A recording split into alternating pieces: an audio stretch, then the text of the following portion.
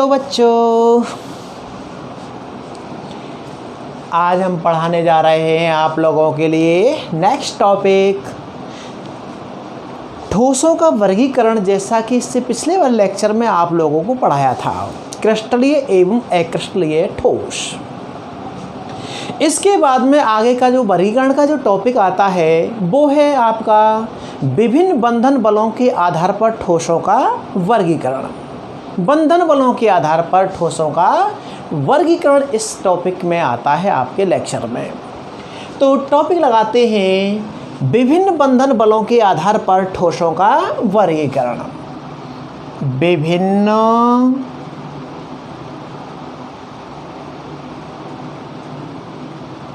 बंधन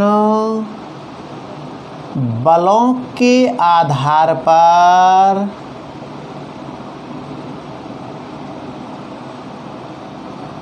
ठोसों का वर्गीकरण। ठोसों का वर्गीकरण, ठीक है। यानी अवयवी कणों के मध्य अणु, परमाणु या आयनों के मध्य उपस्थित जो आकर्षण बल होता है, अंतरायनीय आकर्षण बल जो होता है, उन आकर्षण बलों के आधार पर ठोस पदार्थों को वर्गीकृत किया गया है। तो इस आधार पर ठोस पदार्थों को 4 भागों में बांटा गया है। कितने भागों में? 4 भागों में बांटा गया है। एक को कहते हैं आणविक ठोस, दूसरा होता है आयनिक ठोस, तीसरा होता है आपका धात्विक ठोस और चौथा होता है आप लोगों का सह संयोजक या नेटवर्क ठोस। ठीक है ना। तो चलते हैं विभिन्न बंधन बलों के आधार पर ठोसों का वर्गीकरण। इस आधार पर ठोसों को निम्न 4 भागों में, कितने भागों में? 4 भागों में बांटा जाता है या बांटा गया है। 4 कौन कौन से भैया? चारों के नाम लिखते हैं।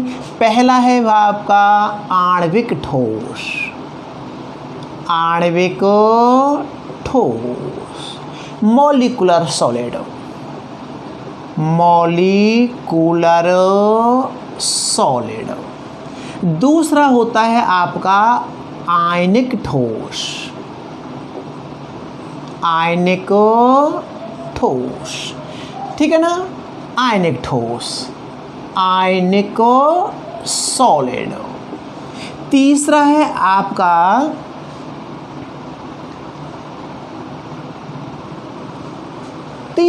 धात्विक ठोस। धात्विक ठोस, मेटेलिक सॉलिड। और चौथा होता है भैया आपका सह संयोजक या नेटवर्क ठोस। कोवेलेंट या नेटवर्क सॉलिड। बंधन बलों के आधार पर ठोस पदार्थों को 4 भागों में बांटा गया है। आणविक ठोस, आयनिक ठोस, धात्विक ठोस और सह संयोजक या नेटवर्क ठोस। ओके, सबसे पहले अपन बात करने चलेंगे आणविक ठोस की। किसकी भैया? आणविक ठोस की। तो आइए, पहला आपका कौन सा है? आयनिक ठोस। आणविक ठोस, सॉरी, आणविक ठोस। सबसे पहले इनके अंतर्गत अपन ये बताना चाहते हैं कि इन आणविक ठोसों के अंतर्गत कौन सी आपकी इकाई होती है? अणु, परमाणु या आयन, इसमें अवयवी कण क्या होता है? तो इस प्रकार के ठोस पदार्थों में अवयवी जो कण हुआ करते हैं वो अणु होते हैं भैया। इसमें सबसे पहले वाली बात क्या है? इस प्रकार के ठोस पदार्थों में इस प्रकार के ठोस पदार्थों में अवयवी कण क्या होते हैं? अणु होते हैं। ठीक है, और इनमें दुर्बल प्रकृति के वांडरवाल आकर्षण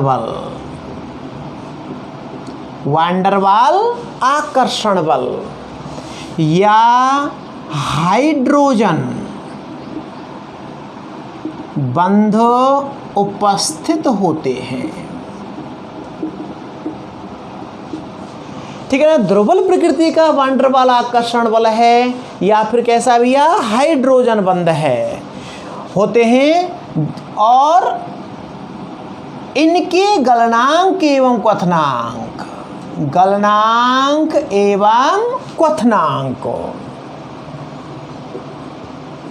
कैसे होते हैं भैया? बहुत कम, क्योंकि जब आकर्षण बल जब कमजोर है, दुर्बल प्रकृति का है, तो इनके गलनांक क्वथनांक कैसे होंगे? न्यूनतम होंगे, बहुत कम होते हैं। गलनांक एवं क्वथनांक बहुत कम होते हैं। ठीक है ना। इन आणविक जो ठोस होते हैं, इनको पुनः 3 उपभागों में बांटा गया है। इन्हें निम्न 3 उपभागों में बांटा गया है। पहला उपभाग क्या है इनका भैया? एक पहला उपभाग है अध्रुवीय आणविक ठोस। अध्रुवीय आणविक ठोस, नॉन पोलर मॉलिक्यूलर सॉलिड, अध्रुवीय आणविक ठोस। ठीक है ना। अध्रुवीय आणविक ठोसों के अंतर्गत, इस प्रकार के ठोस पदार्थों के अंतर्गत या आणविक ठोसों के अंतर्गत अवयवी कण तो अणु बता दिया है आप लोगों को। तो ये अध्रुवीय प्रकृति के अणु हुआ करते हैं, जिनमें आपका कैसा भैया? बहुत दुर्बल प्रकृति का, दुर्बलतम प्रकृति का वांडरवाल आकर्षण बल पाया जाता है। दुर्बलतम प्रकृति का वांडरवाल आकर्षण बल या परिक्षेपण बल पाया जाता है। ठीक है ना। इस प्रकार के आणविक ठोसों में दुर्बलतम प्रकृति का कौन सा? लंदन बल, या ऐसे कहते हैं भैया परिक्षेपण बल। लंदन बल या परिक्षेपण बल उपस्थित होता है।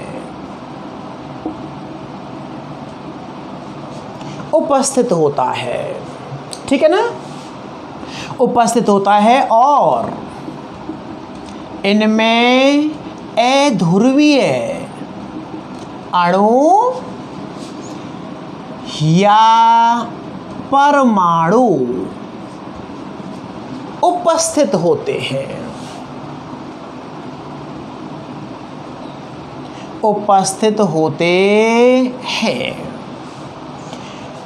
ये अत्यधिक, जब आकर्षण बल बहुत दुर्बल प्रकृति का है, ये अत्यधिक कैसे होते हैं भैया? वाष्पशील प्रकृति के होते हैं। वाष्पशील प्रकृति के होते हैं। ठीक है ना। विद्युत के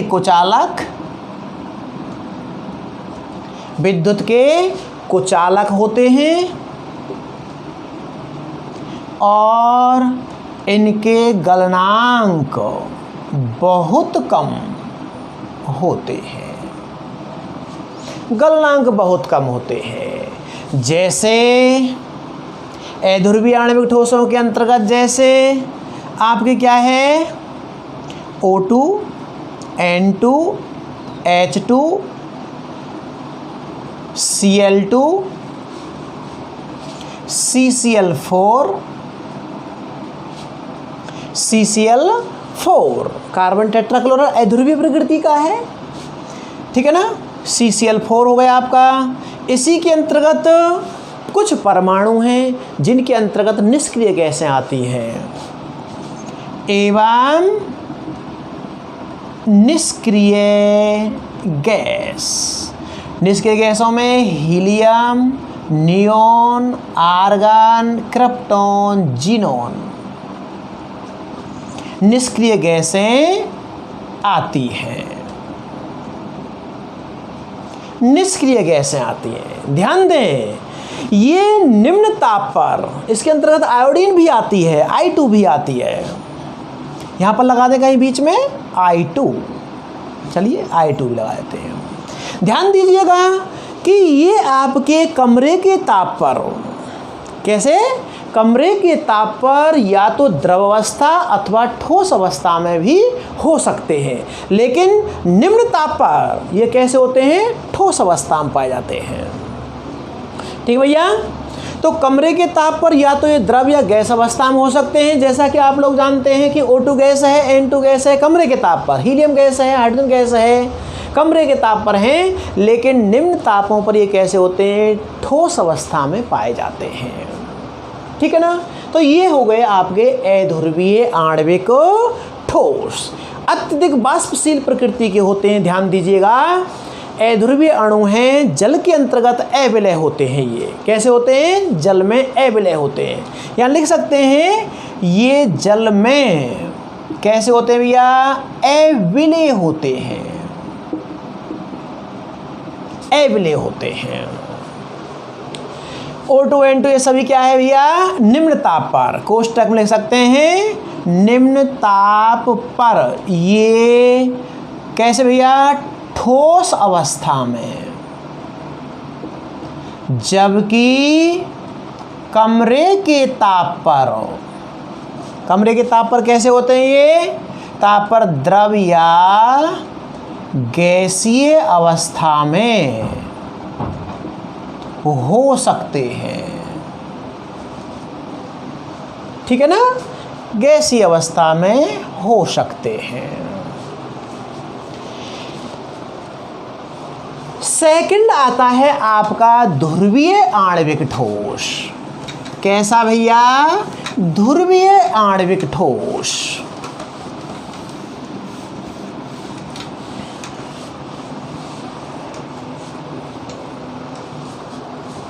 दूसरा है आपका ध्रुवीय आणविक ठोस।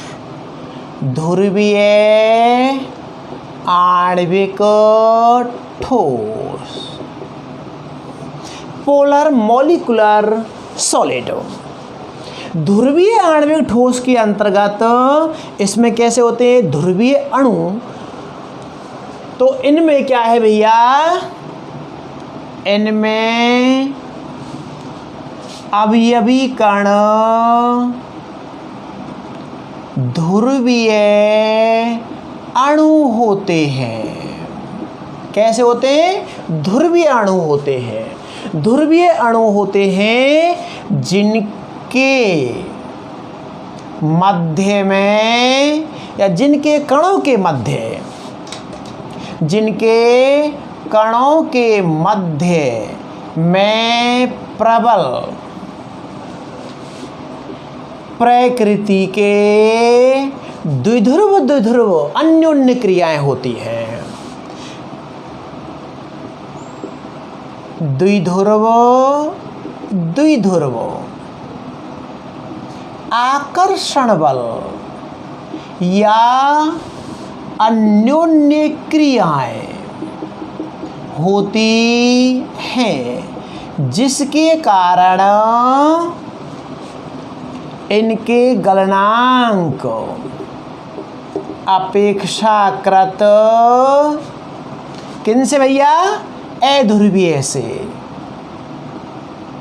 अपेक्षाकृत अधिक या उच्च होते हैं। ये वाष्पशील प्रकृति के होते हैं विद्युत के कुचालक लेकिन गलित अवस्था में कैसे होते हैं भैया? ये विद्युत के सुचालक होते हैं।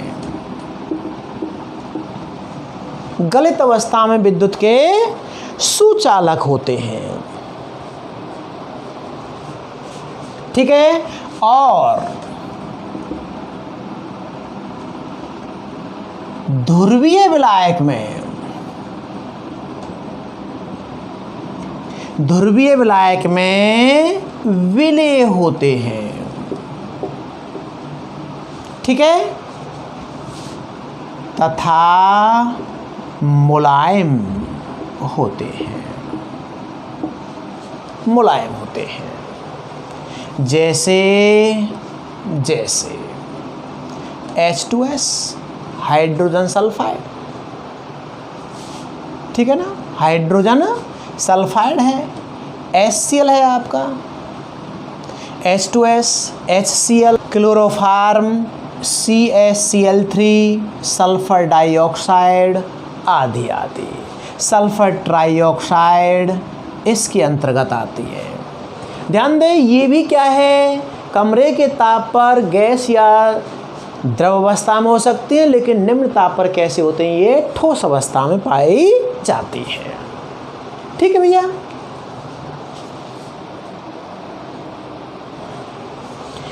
तीसरा जो आपका आता है इसके अंतर्गत, उसका नाम है आपका भैया हाइड्रोजन बंध युक्त आणविक ठोस। तीसरा कौन सा है? हाइड्रोजन आबंध युक्त आणविक ठोस। आणविक ठोसों को पुनः 3 उपभागों में बांटा गया था, और तीसरा कौन है सा भैया? हाइड्रोजन आबंध युक्त आणविक ठोस। ध्यान दीजिएगा, हाइड्रोजन बंध 11th क्लास में अपन ने पढ़ा था। उसके अंतर्गत बताया था कि जब 2 विद्युत ऋणी परमाणुओं के बीच में H परमाणु आ जाता है, तो एक H परमाणु अधिक विद्युत परमाणु के साथ में सहसंयोजक बंध, और दूसरे अधिक विद्युत परमाणु के साथ में दुर्बल आकर्षण बल के द्वारा जुड़ा होता है। तो इस दुर्बल आकर्षण बल को ही क्या कहते हैं अपन भैया? हाइड्रोजन बंध कहते हैं। तो अधिक विद्युत ऋणी परमाणु FON, फोन के नाम से जानते हैं। ठीक है ना। हाइड्रोजन आबंध युक्त आणविक ठोस। इस प्रकार के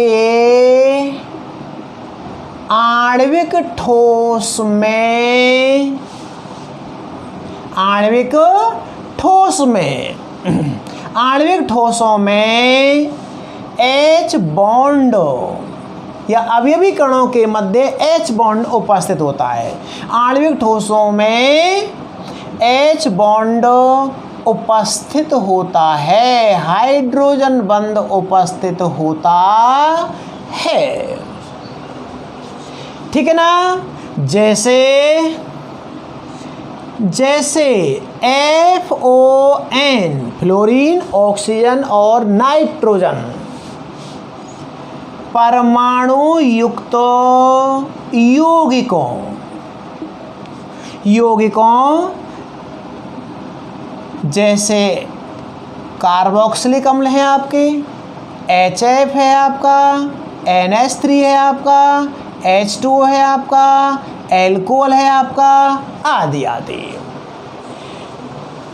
FON परमाणु युक्त यौगिकों में 2 विद्युत ऋणी परमाणुओं के मध्य में जब H परमाणु आ जाता है, तो H परमाणु एक अधिक विद्युत ऋणी के साथ सहसंयोजक बंध द्वारा एवं दूसरे अधिक विद्युत ऋणी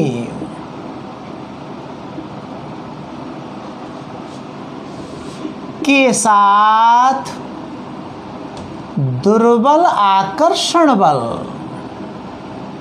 से जुड़ा हो तो इस दुर्बल आकर्षण बल, जिसे अपन डॉट डॉट से प्रेस करते हैं, दुर्बल आकर्षण बल को ही H बॉन्ड कहते हैं। ठीक है भैया, H बॉन्ड कहते हैं।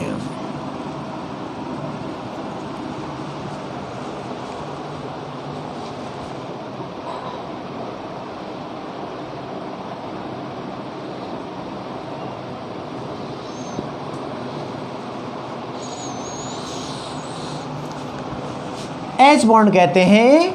ये विद्युत के कुचालक होते हैं। ओके, ये हाइड्रोजन बंध युक्त यौगिक जो आपके होते हैं जिनमें H बॉन्ड बनता है वो इस आणविक ठोस की कैटेगरी के अंतर्गत आया करते हैं। उसके बाद में आगे चलते हैं। दूसरा जो आणविक ठोस है, पहला कौन सा बताया था, विभिन्न बंधन बलों के आधार पर ठोसों में आणविक ठोस। दूसरा आता है भैया आप लोगों का नंबर 2 आयनिक ठोस। आयनिक ठोस, आयनिक सॉलिड। सबसे पहले बात करते हैं कि इनके अंतर्गत जो अभिवी कण, अणु, परमाणु या आयन जो हुआ करते हैं वो आयन होते हैं भैया, धनायन और ऋणायन होते हैं। तो इस प्रकार के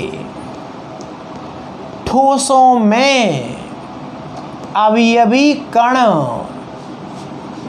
अवयवी कण क्या होते हैं भैया, आयन, धनायन एवं ऋणायन होते हैं। आयन होते हैं। ध्यान दें, जब आयन होते हैं तो इनके मध्य जो आकर्षण बल होता है वो आकर्षण बल कैसा होता है भैया, आप लोगों का प्रबल प्रकृति का बन जाता है। कैसा बन जाता है, प्रबल प्रकृति का, कूलाम्बिक आकर्षण बल जैसे अपन कह सकते हैं। कूलाम्बिक आकर्षण बल या स्थिर वैद्युत आकर्षण बल के नाम से जाना जाता है। तो इन आयनिक ठोसों के अंतर्गत अभिकरण कौन है भैया, आयन, और इनके अंतर्गत जो आकर्षण बल होता है वो कैसा है, कूलाम्बिक आकर्षण बल या स्थिर वैद्युत आकर्षण बल होता है। और इनमें कूलाम्बिक आकर्षण बल या स्थिर वैद्युत आकर्षण बल, आकर्षण बल उपस्थित होता है, जिसके कारण इनके गलनांक एवं क्वथनांक उच्च होते हैं। कैसे होते हैं भैया, उच्च होते हैं।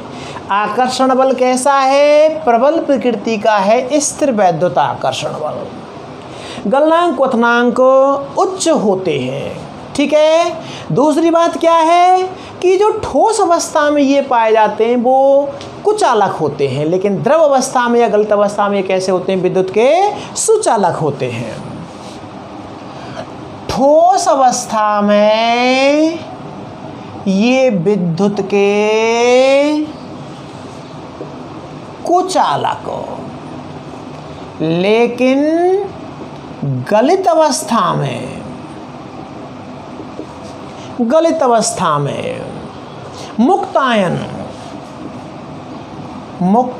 आयनों के कारण, गलित अवस्था में ये विद्युत के कैसे होते हैं? सुचालक होते हैं। ठीक है भैया, मुक्त अवस्था में, गलित अवस्था में क्या आ जाते हैं? इनमें मुक्त आयन पाया जाता है, जिसके कारण ये कैसे हो जाते हैं? विद्युत के सुचालक होते हैं। दूसरी बात, इस प्रकार के जो ठोस पदार्थ होते हैं उनको उनके मूलानुपाती सूत्र के आधार पर लिखा जाता है। तो इस प्रकार के ठोसों को उनके मूलानुपाती सूत्र द्वारा प्रदर्शित किया जाता है। ये इनकी विशेषता है, मूलानुपाती सूत्र के द्वारा प्रदर्शित किया जाता है। जैसे AlCl3 है आपका, जिंक सल्फेट है आप लोगों का, KCl है आपका, NaCl है आप लोगों का। ये आयनिक प्रकृति के ठोस हैं, ठीक है ना। आपका पोटेशियम सल्फेट है, K2SO4 है आपका, Al2SO4 का होल त्रायस है। इन सभी को इनके किससे भैया? मूलानुपाती सूत्र के द्वारा प्रदर्शित किया जाता है, ठीक है ना। तो ये जो आपके हैं मूलानुपाती सूत्र में NaOH है, सोडियम हाइड्रोक्साइड है। अब इनकी विशेषता ये होती है कि जो आप लोगों का सोडियम हाइड्रोक्साइड है, यदि इसको वाष्प को, किसको भैया? वाष्प के साथ यदि ये क्रिया कर जाए तो ये अन्य प्रकार के यौगिकों में परिवर्तित हो जाया करते हैं, ठीक है। पर अपन देखते हैं आप लोगों के लिए कि जो आप लोगों के आयनिक ठोस होते हैं, अपना जो उद्देश्य है इस चैप्टर के अंतर्गत वो आयनिक ठोस ही है। क्या है भैया? आयनिक ठोस है, जिसका अपन आगे चल करके विस्तार से अध्ययन करेंगे इनके क्रिस्टल जालकों का। तो यहाँ पर अपन एक क्रिस्टल जालक की संरचना आप लोगों को बता देते हैं, जिनकी संरचना या ज्यामिति कैसी होती है? निश्चित होती है।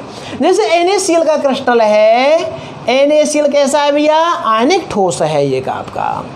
तो NaCl आयनिक ठोस की संरचना के बारे में यदि अपन बात करना चाहते हैं, तो जैसा कि आप लोगों को पता है, मालूम होना चाहिए कि NaCl जो सोडियम क्लोराइड है वो आयनिक ठोस है। और अपन ने 11th क्लास के अंतर्गत आयनिक ठोस की चैप्टर नंबर 4 के अंतर्गत संरचना बनवाई थी। तो यहाँ पर इस संरचना को बनाने के लिए क्या करते हैं अपन? दो भैया आयताकार बॉक्स इस प्रकार से लेते हैं। ये आयताकार बॉक्स अपन ने इस तरह से ले लिया, ठीक है। ये आपके क्या हो गए? दो आयताकार बॉक्स एक दूसरे के ऊपर इस प्रकार से व्यवस्थित कर दिया। ओके, ये इस तरह से अपन ने इनको व्यवस्थित कर लिया। थोड़ा सा बराबर में लेते हैं तो हल्का सा आगे खिसका देते हैं इसको, इस तरह से।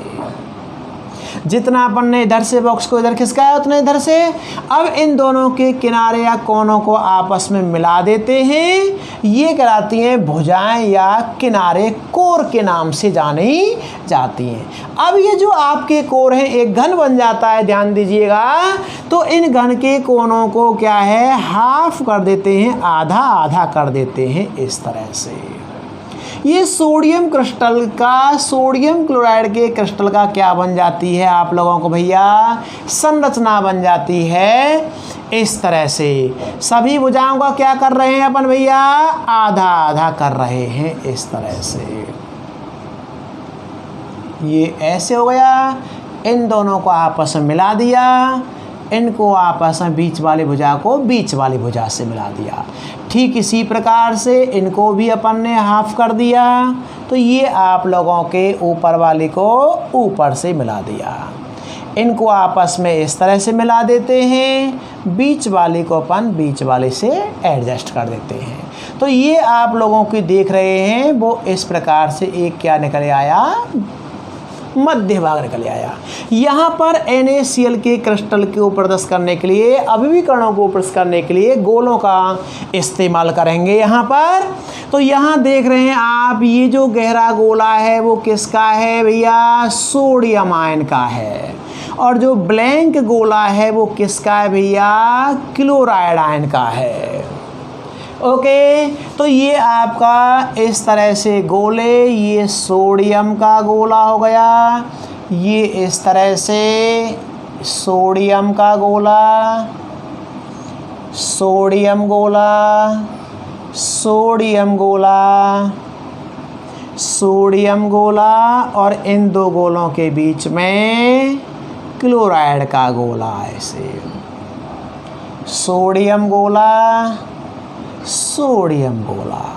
यहाँ आपका ये इन दोनों के बीच में इस तरह से, ये इस तरह से आ गया, ये आपका क्लोराइड का गोला, ये सोडियम का, ये क्लोराइड का। ठीक है, यहाँ ये सोडियम गोला, ये क्लोराइड का गोला, ये सोडियम गोला, ये क्लोराइड का गोला हो जाता है। तो इस प्रकार से एक क्या है, सोडियम क्लोराइड क्रिस्टल जाला के क्या बना दी हमने, एक संरचना बना दी।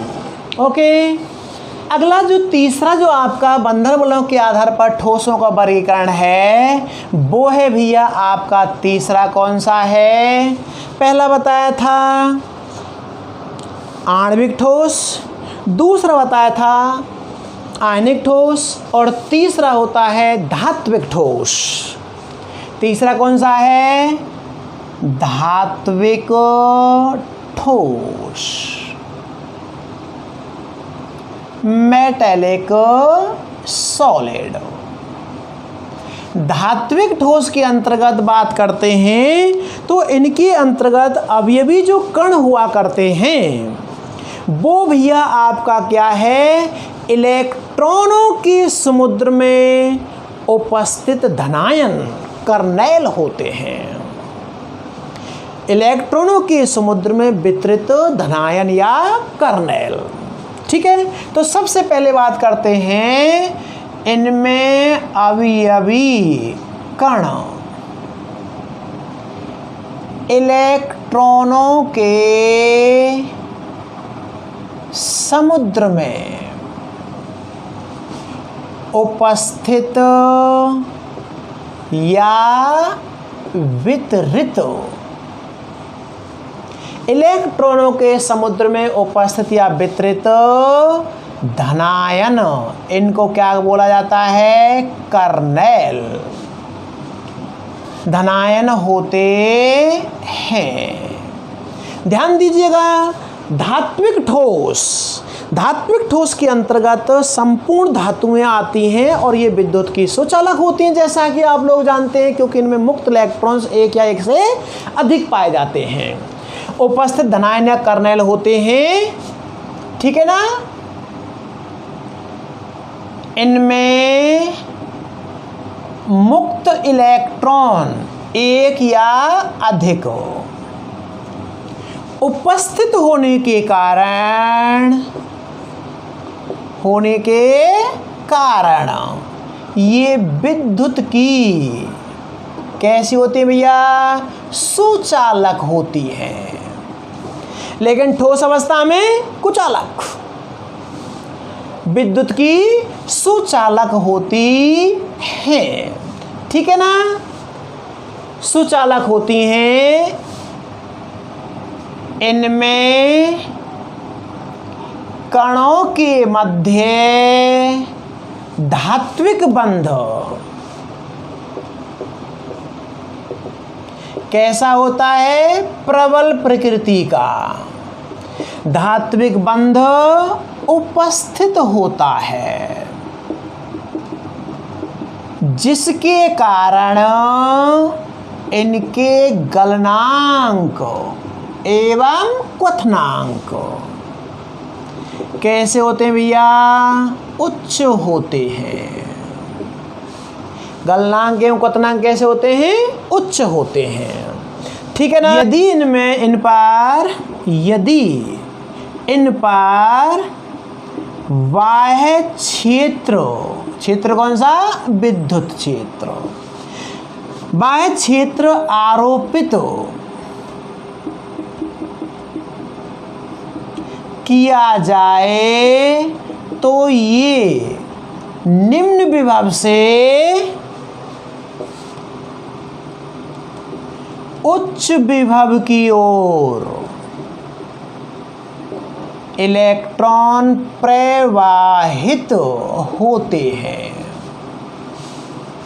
इलेक्ट्रॉन प्रवाहित होते हैं और इलेक्ट्रॉन के प्रवाह के विपरीत धारा प्रवाहित होती है।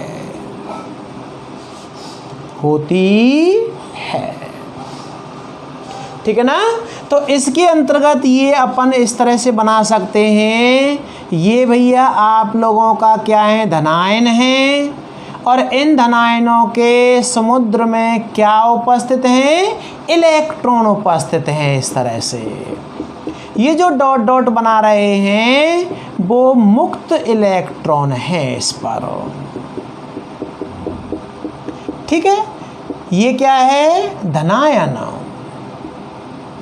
और ये क्या है आप लोगों के? मुक्त इलेक्ट्रॉन है।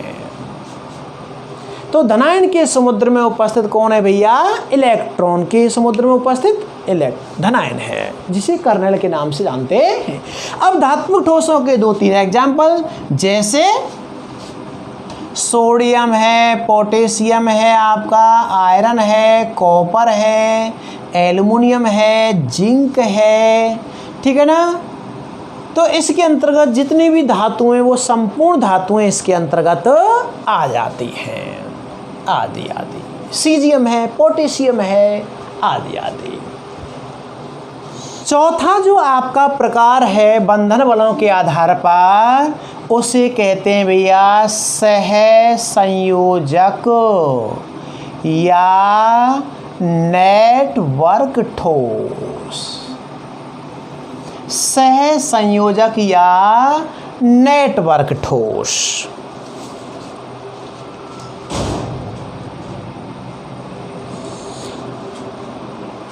सहसंयोजक या नेटवर्क ठोस के अंतर्गत अवयवी कण या अणु परमाणु आयन क्या होते हैं? परमाणु होते हैं, जो मुख्यतया अधातुओं के अंतर्गत पाए जाते हैं। सहसंयोजक प्रकृति का, प्रबलतम प्रकृति का बंध होता है, जिसके कारण इनके गलनांक क्वथनांक कैसे होते हैं भैया? उच्च होते हैं। ठीक है ना? तो इनमें अवयवी कण क्या होते हैं भैया? परमाणु होते हैं। और ये इस प्रकार के ठोस अधातुओं में पाए जाते हैं। अधातु में पाए जाते हैं, जिनमें असंख्य परमाणु या अधातु परमाणु, असंख्य अधातु परमाणु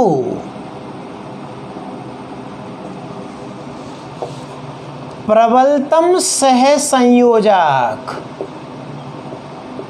बंधों द्वारा जुड़े रहते हैं और एक विशाल अणु के रूप में पाए जाते हैं। इसलिए इन्हें नेटवर्क ठोस कहा जाता है। इनके गलनांक एवं क्वथनांक कैसे होते हैं? उच्च होते हैं। इनके गलनांक एवं क्वथनांक कैसे होते हैं भैया? उच्च होते हैं। जैसे हीरा, हीरा, silicon carbide, silicon carbide, Al, aluminium nitride, aluminium nitride, ठीक है ना। क्वार्टज,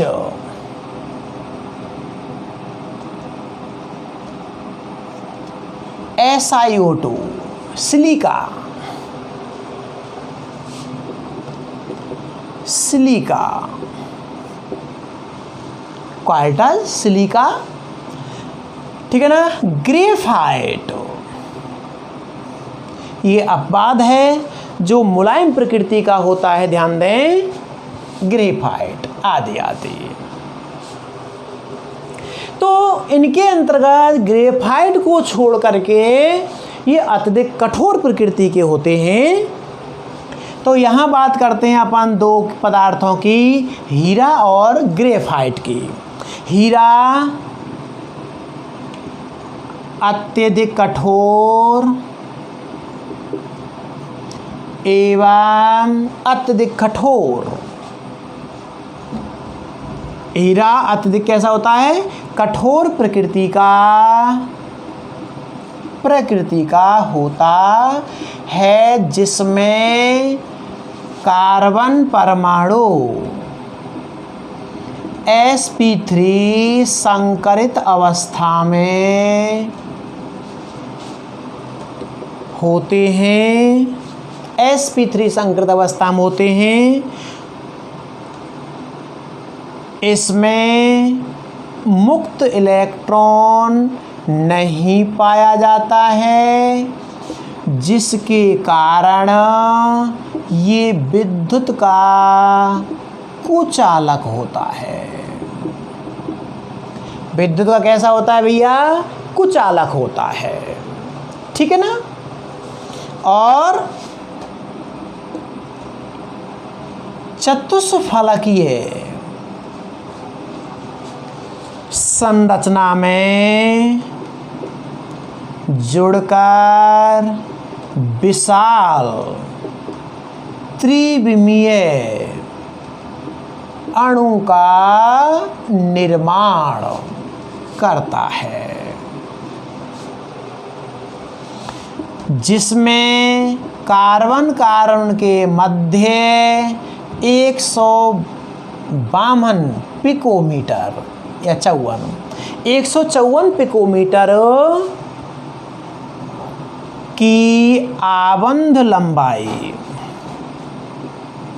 होती है, ठीक है भैया। आबंध लंबाई कितनी है? 154 पिकोमीटर होती है।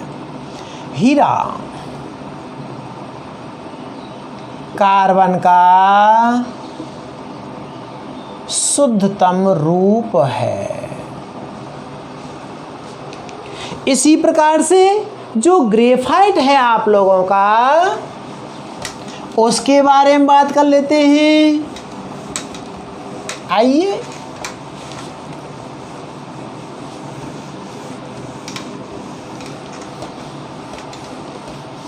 इन दोनों की संरचना 11th क्लास में आप लोगों ने बनाई है, यहाँ भी आप लोगों को बनाएंगे संरचना थोड़ा सा।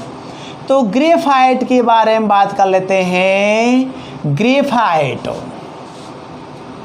यह नर्म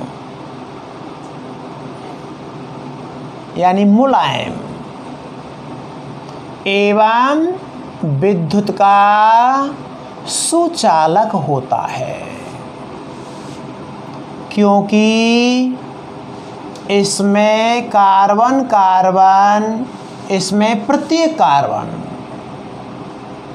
कार्बन sp2 संकरित अवस्था में होता है। sp2 संकरित अवस्था में होता है, जिसके कारण इसमें मुक्त इलेक्ट्रॉन पाया जाता है। इसकी परतदार संरचना पाई जाती है, जो दुर्बल बंधों द्वारा H बॉन्ड द्वारा जुड़ी रहती है। अल्प दाब लगाने पर ये परतें एक दूसरे के ऊपर फिसल जाती हैं, एक दूसरे ऊपर फिसल जाती हैं। इसलिए ग्रेफाइट को स्नेहक लुब्रिकेंट ठोस स्नेहक, ऐसे ले लो, स्नेहक ठोस स्नेहक के रूप में काम में लाया जाता है। ठीक है भैया, अब जरा देखिएगा ग्रेफाइट और हीरा की संरचना थोड़ी सी बना देते हैं आप लोगों के लिए। तो ये आप लोगों की जो हीरे की जो संरचना है वो इस प्रकार से षटकोणीय संरचनाओं को बना दिया जाता है। यहाँ पर आकर के देखते हैं तो इसके अंतर्गत से एक अवयवी कण जो इस तरह से है, उसमें इस तरह से अपन खींच लेते हैं, ऐसे इसको इधर से कर देते हैं, इस तरह से ये संरचना है। अब यहाँ से ये कण इधर चला जाएगा, तो ठीक इसी प्रकार से यहाँ पर भी इस तरह की परतनामा संरचनाएं बन जाया करती हैं। ठीक है, तो इससे अब आगे चलते हैं। यहाँ से भी भैया अपन, तो ये संरचना इस तरह से निकल जाएगी और यहाँ पर भी क्या है आप लोगों की परतदार संरचना इस तरह से बनती चली जाएगी, इस तरह से। ठीक है, ये इस तरह से हो जाएगा और ये आगे चल करके इस तरह से जुड़ती चली जाएंगी। तो यहाँ पर अपन प्रत्येक कण के बारे में यदि देखते हैं, यदि इस अणु की संरचना को देखा जाए तो ये अणु की संरचना में 4 बंध हैं, जिसके मध्य यहाँ से लेकर यहाँ तक की दूरी 154 पिकोमीटर होती है। प्रत्येक कार्बन परमाणु sp3 संकृत अवस्था में होता है। ये है भैया आपकी हीरे की संरचना। ग्रेफाइट की जो संरचना होती है वो परतदार होती है इस तरह से। ठीक है, ये परतदार संरचनाएं इस तरह से बन जाया करती हैं, इस तरह से। ऐसे ही ये परत यहाँ से बनाएंगे अपन, तो ये इस तरह से बन जाएगी। ठीक है, इस तरह से ये अपन ने इस तरह से बना दिया, ऐसे ऐसे। तो ये परतदार संरचनाएं आप लोगों की बन जाया करती हैं। इसी प्रकार से इसको अपन यहाँ से अटैच कर देंगे, तो ये परतदार संरचनाएं इस तरह से बन जाती हैं।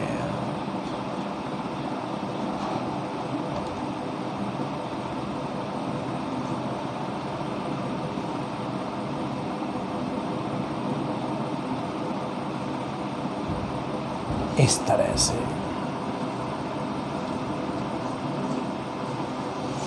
इनके बीच में इस तरह का बंध है, यदि इस बीच वाली का है तो ये बीच वाली से अटैच हो जाएगा। दुर्बल आकर्षण बलों से ये अटैच हो जाती हैं इस तरह से। ठीक है भैया, ये इस तरह से जुड़ जाती हैं। इन दो परतों के बीच में यदि अपन बात करते हैं तो वो 333 पिकोमीटर या 335 पिकोमीटर कर लेते हैं दो परतों के बीच की दूरी। और एक परत के अंतर्गत जो ये बीच की दूरी होती है यहाँ से यहाँ तक, वो होती है भैया आप लोगों की 142 पिकोमीटर। ये संरचना किसकी है? ये ग्रेफाइट की संरचना है। ओके, आगे चलते हैं। क्रिस्टल जालक एवं एकक कोष्ठिका।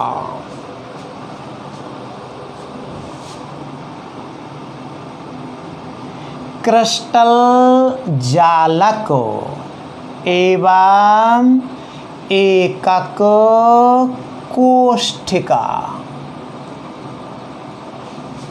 क्रिस्टल लैटिस एवं यूनिट सेल, इकाई कोष्ठिका भी कहते हैं इसको। ठीक है ना? तो सबसे पहले बात करेंगे क्रिस्टल लैटिस क्या है। तो क्रिस्टल जालक, क्रिस्टल लैटिस, क्रिस्टल जालक क्या है आपका? तो किसी ठोस पदार्थ में उपस्थित जो अवयवी कण है, क्या है भैया? अवयवी कण है, अणु परमाणु या आयन। इन अणु परमाणु या आयनों को अपन ठोस गोलों से प्रदर्शित करते हैं, पहली बात। दूसरी बात क्या है? ठोस गोले से तात्पर्य क्या होता है? इस तरह से ठोस गोले से प्रदर्शित करते हैं, ऐसे बना सकते हैं अथवा इस तरह का गोला बना सकते हैं। तो क्रिस्टल जालक के अंतर्गत उपस्थित जो अवयवी कण हैं, इनको अपन ठोस गोलों के द्वारा प्रदर्शित करेंगे। और प्रत्येक क्रिस्टल जालक के अंतर्गत जो अवयवी कण हैं वो निश्चित स्थिति पर उपस्थित होते हैं। इन निश्चित स्थितियों पर उपस्थित अवयवी कणों को यदि अपन सरल रेखाओं द्वारा आपस में जोड़ दिया जाए तो बनी हुई जो संरचना होती है उसे अपन क्या बोला जाता है? क्रिस्टल जालक कहते हैं। ओके, तो अपन क्या कहें? क्रिस्टल जालक को किसी क्रिस्टल ठोस में या किसी ठोस पदार्थ में उपस्थित अवयवी कण निश्चित स्थिति पर उपस्थित रहते हैं। इन इस अवयवी कणों को सरल रेखाओं द्वारा परस्पर जोड़ दिया जाए तो बनी हुई संरचना को क्रिस्टल जालक कहते हैं। ठीक है ना? तो अपन क्या परिभाषा दें? किसी क्रिस्टलीय ठोस, क्रिस्टलीय ठोस में उपस्थित अवयवी, उपस्थित अवयवी कणों को, उपस्थित अवयवी कणों कहाँ पर होते हैं? निश्चित स्थिति पर, निश्चित स्थिति में उपस्थित कणों को यदि सरल रेखाओं द्वारा परस्पर जोड़ दिया जाए तो प्राप्त संरचना को क्रिस्टल जालक कहते हैं। प्राप्त संरचना क्रिस्टल जालक कहलाती है। यदि किसी ठोस क्रिस्टलीय ठोस पदार्थ में उपस्थित जो अवयवी कण हैं निश्चित स्थान पर उनको परस्पर सरल रेखाओं द्वारा आपस में जोड़ दिया जाए तो उस प्राप्त संरचना को क्या बोला जाता है? क्रिस्टल जालक कहते हैं या क्रिस्टल जालक कहलाती है। ठीक है भैया। अब आती है एकक कोष्ठिका यूनिट सेल। एकक कोष्ठिका यूनिट सेल। Unit cell. इसे अपन इकाई कोष्ठ का भी कहते हैं, इकाई कोष्ठ का भी कहते हैं। ध्यान दीजिएगा, किसी क्रिस्टल जालक में वह छोटी से छोटी संरचना जिसकी बार बार पुनरावृत्ति होने पर संपूर्ण क्रिस्टल जालक का निर्माण हो जाता है, एकक कोष्ठ का कहलाती है। क्या बोल रहे हैं? किसी क्रिस्टल जालक के अंतर्गत, ऐसे समझिए ये अपना एक मकान है, इस मकान के अंतर्गत उपस्थित एक दीवार को यदि देखा जाए तो ये जो दीवार बनी हुई है वो ईंट के द्वारा बनी हुई है, ईंटों को आपस में व्यवस्थित करके बनाया गया है। यदि इस एक ईंट को निकाले जाए, यहाँ पर अपन देखें तो इन ईंटों को एक दूसरे के ऊपर व्यवस्थित करके संपूर्ण दीवार का निर्माण हुआ है या इस कमरे का निर्माण हुआ है।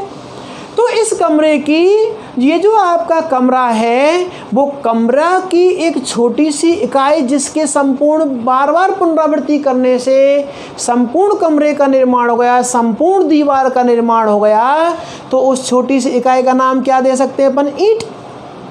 इस ईंट को ही क्या कहेंगे अपन? एकक कोष्ठका के नाम से जानेंगे। ठीक इसी प्रकार से क्रिस्टल जालक के अंतर्गत जब क्रिस्टल जालक का निर्माण होता है तो उसमें भी एक छोटी सी इकाई, छोटी सी संरचना होती है जिसकी बार बार पुनरावृत्ति होने से त्रिविम में चारों ओर, ठीक है ना, त्रिविम में बार बार उसकी पुनरावृत्ति होने से, बार बार दोहराने से संपूर्ण क्रिस्टल का निर्माण होता है। तो उसी का नाम क्या है भैया? एकक कोष्ठका, इकाई कोष्ठका के नाम से जानी जाती है। तो इसकी नाम क्या है? किसी क्रिस्टल जालक में, किसी क्रिस्टल जालक में वह छोटी से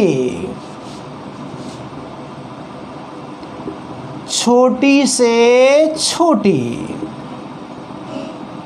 इकाई, वह छोटी से छोटी इकाई जिसकी त्रिविम में बार बार पुनरावृत्ति,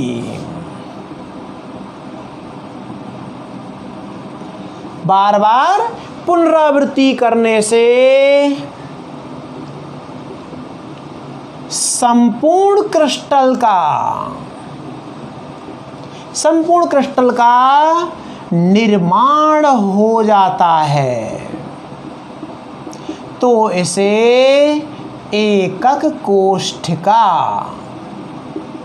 कहते हैं।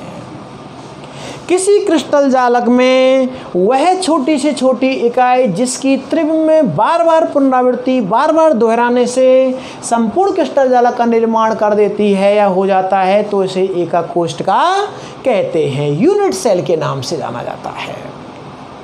ठीक है भैया। अब यहाँ पर एक डायग्राम के द्वारा आप लोगों को समझाते हैं कि क्रिस्टल जालक और उसके अंतर्गत उपस्थित एकक कोष्ठका की पहचान कैसे करेंगे। आइए एक डायग्राम बनाते हैं। जैसा कि अभी अभी एक डायग्राम बनाया था अपन ने आयनिक ठोसों के अंतर्गत, उन आयनिक ठोसों के अंतर्गत जालक में यदि देखा जाए, क्रिस्टल जालक को यदि देखा जाए तो कैसे बनाया था? दो आपस में आयताकार बॉक्सों को इस प्रकार से व्यवस्थित किया गया था और इनके कोनों को परस्पर जोड़ दिया गया था। यही स्थिति थी भैया, इस तरह से आपस में इनको जोड़ दिया गया था। ठीक है, ये आपके कोने आपस में जुड़ गए भैया इस तरह से। इनके अंतर्गत इन इकाइयों का, कोरों का हाफ कर दिया गया था, इनको आपस में जोड़ दिया। ध्यान से देखते जाना डायग्राम को, जटिलता बढ़ेगी। त्रिविम क्रिस्टल जालक पढ़ रहे हैं अब अपन। इनको आपस में इस तरह से जोड़ दिया, ये आपस में इस तरह से बीच वाली को बीच वाली से अटैच कर दिया। ठीक इसी प्रकार से इसका भी हाफ कर दिया और ये इस तरह से आकर के जुड़ गया। इनको बीच वाले को बीच वाले से अटैच कर दिया। यहाँ देखते हैं तो ये भी इसका क्या है भैया, मिडिल क्षेत्र हो गया। अब यहाँ पर अपन देखते हैं एकक कोष्ठिका जो आपकी है उसके अंतर्गत एक एकक कोष्ठिका की पहचान करते हैं, और वो पहचान ये क्या बन गया आपका, क्रिस्टल जालक बन गया।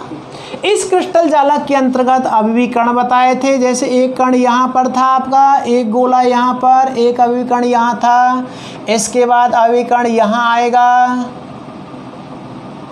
ठीक है, एक अभिकण यहाँ आ गया था, एक यहाँ पर, एक यहाँ पर, एक यहाँ पर, उसके बाद एक कण यहाँ आया था, एक यहाँ आया था।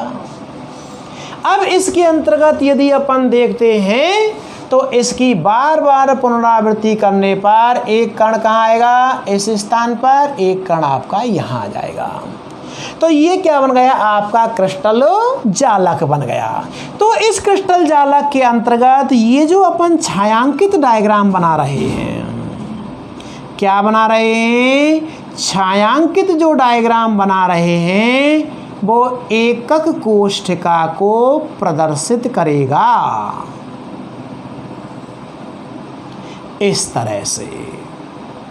ये एकक कोष्ठिका को प्रदर्शित करेगा, ठीक है भैया, इस तरह से।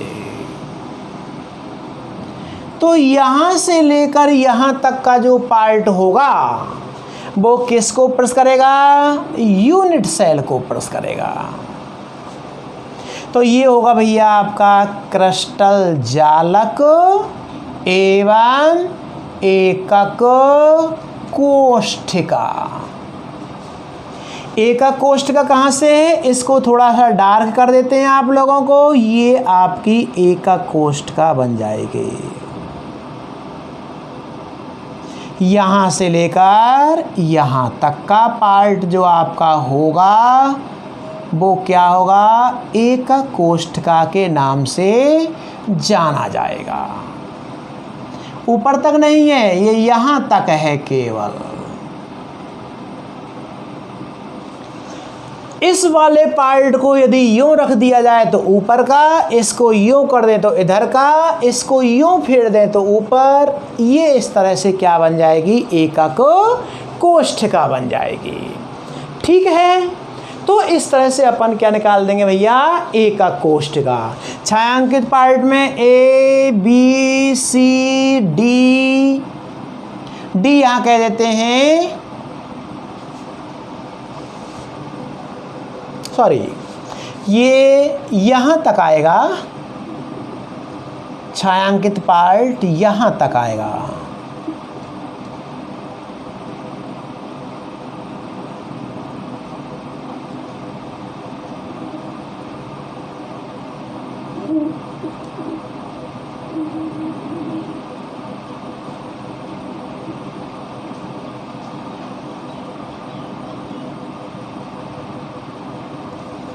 सी डी ई एफ, ये क्या है आपका, एकक कोष्ठिका है। एकक कोष्ठिका क्या है, ए बी सी डी ई और एफ, ये एकक कोष्ठिका को प्रदर्शित करती है। अब बात करते हैं एकक कोष्ठिका के पैरामीटर्स, ठीक है ना। तो एकक कोष्ठिका के जो पैरामीटर्स होते हैं वो संख्या में भैया कितने होते हैं, 6 होते हैं। कितने होते हैं, 6। तो एकक कोष्ठिका के पैरामीटर, एकक कोष्ठिका के पैरामीटर्स, जैसा कि अभी अभी अपन ने एक डायग्राम बनाया था, दोबारा से देखिएगा।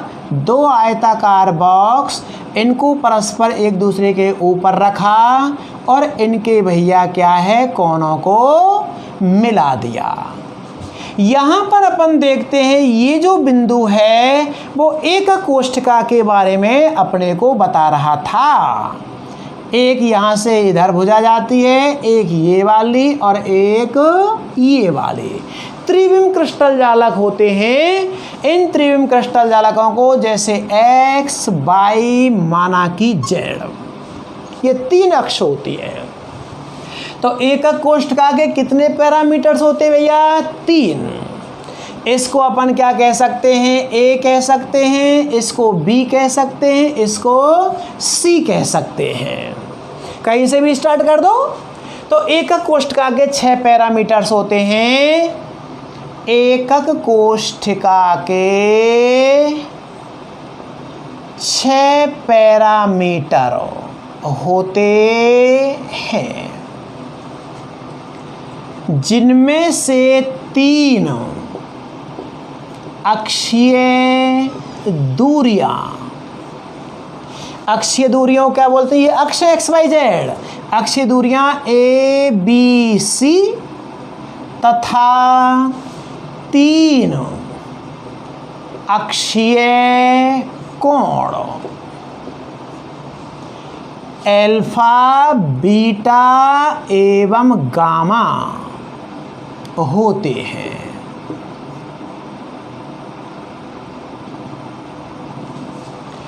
तो 3 तो हो गई भैया अक्षीय दूरियां और 3 क्या हो गए? अक्षीय कोण के नाम से जाने जाते हैं अक्षीय दूरियां। ठीक है ना? अक्षीय दूरी बी और सी। अक्षीय दूरी बी सी, बी एवं सी से घिरे कोण को, बी और सी से घिरे कोण को अल्फा, कोण को अल्फा से, अक्षीय कोण ये हो गया आपका अल्फा। ठीक है ना? सी और ए से घिरे हुए अक्षीय कोण को बीटा से। अक्षीय दूरी सी एवं ए से घिरे अक्षीय कोण को क्या कहेंगे? बीटा से। एवं अक्षीय दूरी ए एवं बी से घिरे अक्षीय कोण को गामा से प्रदर्शित किया जाता है। अक्षीय दूरियां कहीं से भी स्टार्ट कर लो, लेकिन ये फिक्स है कि भैया ए और बी के मध्य जो बनेगा कोण उसे गामा से प्रदर्शित करेंगे। ध्यान दें, ये अक्षीय कोण परस्पर लंबवत हो भी सकते हैं और नहीं भी हो सकते हैं। ये अक्षीय कोण या अक्षीय दूरियां परस्पर लंबवत हो भी सकती हैं और नहीं भी। दोनों बातें ध्यान दीजिएगा। ठीक है? आगे आइए एकक कोष्ठकाओं के प्रकार। एकक कोष्ठकाओं के प्रकार। किसी त्रिविमीय क्रिस्टल जालक के अंतर्गत एकक कोष्ठकाएं जो होती हैं वो मुख्यतया 2 प्रकार की होती हैं। कितने प्रकार की? 2 प्रकार की। ठीक है ना? 2 प्रकार की होती है। नंबर 1, एक को कहते हैं आद्य या सामान्य एकक कोष्ठिका। एकक कोष्ठिकाओं के प्रकार कितने प्रकार के होते हैं भैया? 2 प्रकार के होते हैं। आद्य या सामान्य एकक कोष्ठिका, ठीक है ना। सामान्य सरल कह सकते हैं, तो इसको कहते हैं प्रीमिटिव यूनिट सेल। आद्य या सामान्य या सरल एकक कोष्ठिका जो हुआ करती है, इसकी क्या विशेषता होती है? ऐसी एकक कोष्ठिका जिसके अवयवी कोणों के मध्य, ध्यान दीजिए, एक जो घन हुआ करता है उस घन के अंतर्गत अवयवी जो कोने जो होते हैं वो कितने होते हैं भैया? 8। कोने कितने होते हैं? 8। फलक कितने होते हैं? 6। फलक कितने होते हैं? 6 फलक होते हैं। किनारे कितने होते हैं? 12। तो आद्य या एक ऐसी कोष्ठिका जिसमें अवयवी कण घन के कहाँ हो भैया? कोनों पर उपस्थित होते हैं, तो वह एकक कोष्ठिका जिसमें अवयवी कण घन के कोनों पर उपस्थित होते हैं, सरल या आद्य एकक कोष्ठिका कहलाती है। सरल या आद्य एकक कोष्ठिका कहलाती है, ठीक है ना। तो किस तरह से इसको प्रश्न करेंगे अपन? ये आपका एक घन बनाया और इसके ऊपर गोला कोनों को आपस में मिला दिया और एक इस तरह से अवयवी कण घन के कोनों पर प्रदर्शित कर दिया। और दूसरी होती है भैया केंद्रित एकक कोष्ठिका।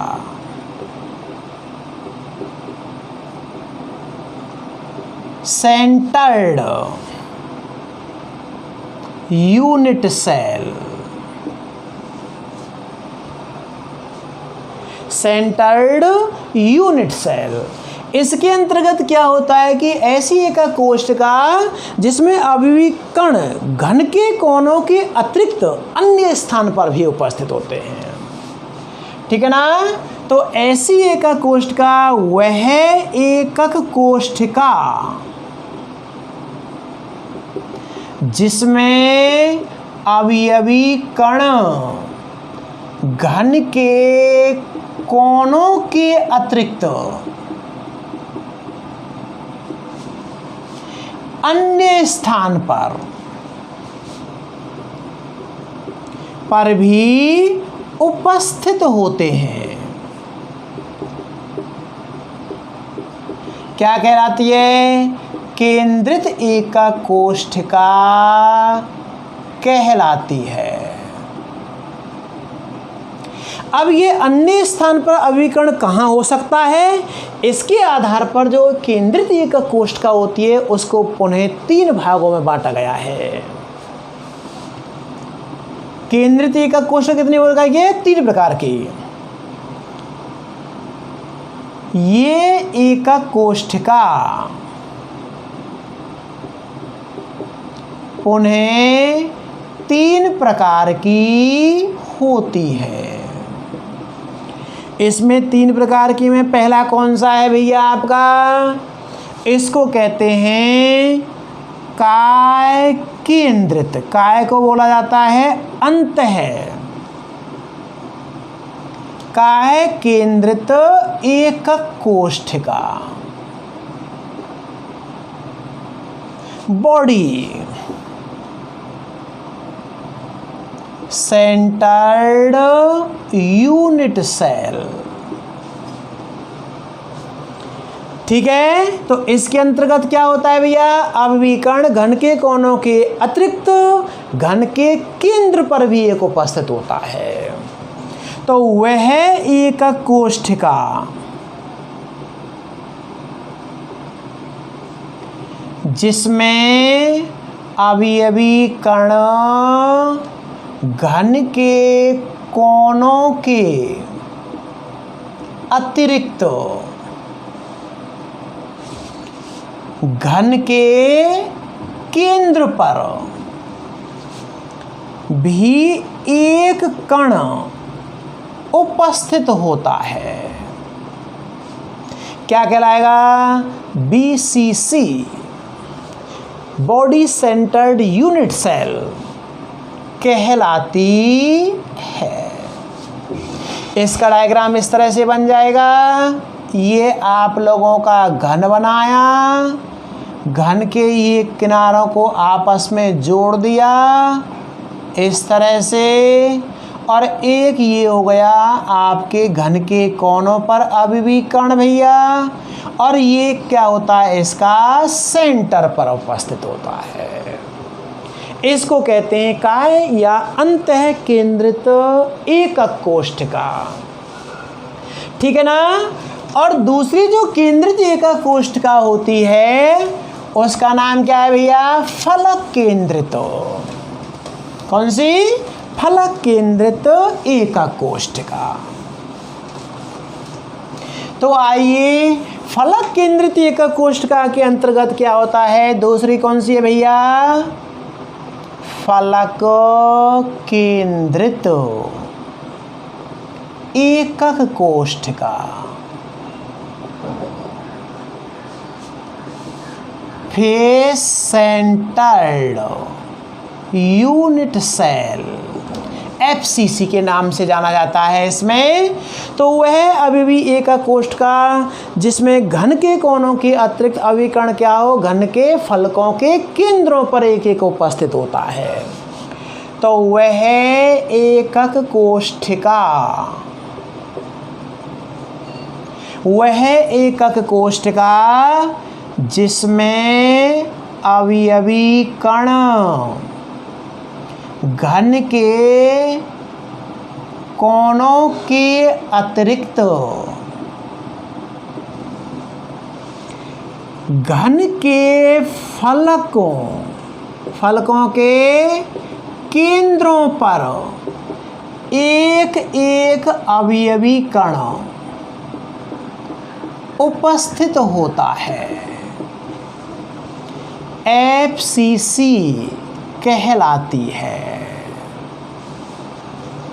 ये हो गया आपका घन, ये आपके कोनों को आपस में मिला दिया। ये हो गए, घन में कितने फलक होते हैं भैया? 6 फलक होते हैं। एक फलक, 2, 3, 4, 5 और 6 घन के फलकों के केंद्रों पर भी उपस्थित होते हैं, फलक केंद्रित एकक कोष्ठिका कहलाती है। और तीसरी होती है भैया आपकी अंतः केंद्रित एकक कोष्ठिका। अंतः केंद्रित, इसको बोलते हैं एंड सेंटर्ड यूनिट सेल। इसके अंतर्गत क्या होता है कि अभी भी जो कण है घन के कोनों के अतिरिक्त घन के आमने सामने के 2 फलकों के केंद्र पर भी अभी भी कण होता है, तो वह एकक कोष्ठिका जिसमें अवयवी कण घन के कोनों के अतिरिक्त घन के आमने सामने के 2 फलकों के केंद्र पर एक एक अवयवी कण उपस्थित हो, क्या कहलाता है भैया? अंतः केंद्रित एकक कोष्ठिका कहलाती है। इसके लिए डायग्राम बना सकते हैं। ये घन हो गया। अब ये कण कोनों पर तो उपस्थित हैं, आमने सामने के दो गोलों पर होने चाहिए, केंद्रों पर, फलक के केंद्र पर। तो एक फलक ये और एक फलक ये हो गया। तो इस प्रकार से ये क्या बन जाएंगी, एकक कोष्ठिकाएं मुख्यतः दो प्रकार की, एक को कहते हैं आद्य प्रिमिटिव और दूसरे को कहते हैं सेंटर्ड केंद्रित एकक कोष्ठिका। केंद्रित एकक कोष्ठिका आगे चल करके 3 भागों में बांटी थी।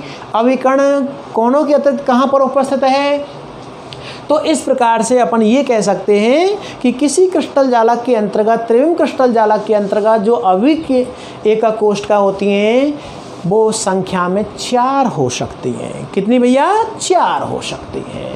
ओके।